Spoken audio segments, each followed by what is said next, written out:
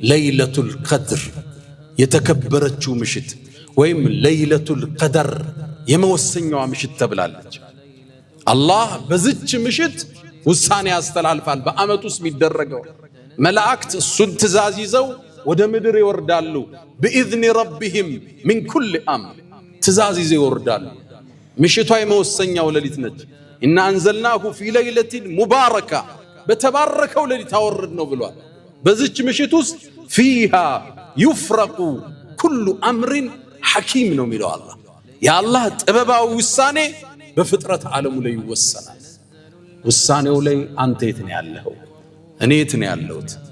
ሶላት እየሰገድን ዚክር እያለን እስትግፋር ዱዓ ላይ መላእክት ሲወርዱ ምን ላይ ነው የሚያገኝ?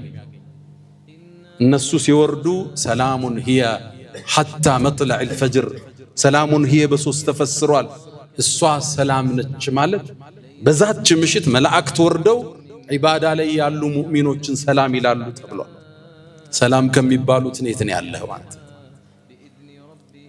ሰላሙን ሂየ ማለት አላህ በዛች ምሽት ለምእመናን ሰላምን እንጂ አይወስንም፣ ጥሩን ነገር እንጂ አይወስንባቸው። ሰላሙን ሂየ እሷም ሰላም ነች ማለት ሰላም የሰፈነባት ምሽት ነች። ሐታ መጥለዕ አልፈጅር ጎህ እስኪቀድ የተለየ ስሜት አለ። በተለይ ቀሪ 10 ቀናቶች ከፊት ለፊት ይጠብቁናል። ዝግጅታችን ምን ያህል ነው? አላህ ተጠቅመው ከሚወጡበት አላህ ያድርገን። إن الله وملائكته يصلون على النبي يا أيها الذين آمنوا صلوا عليه وسلموا تسليما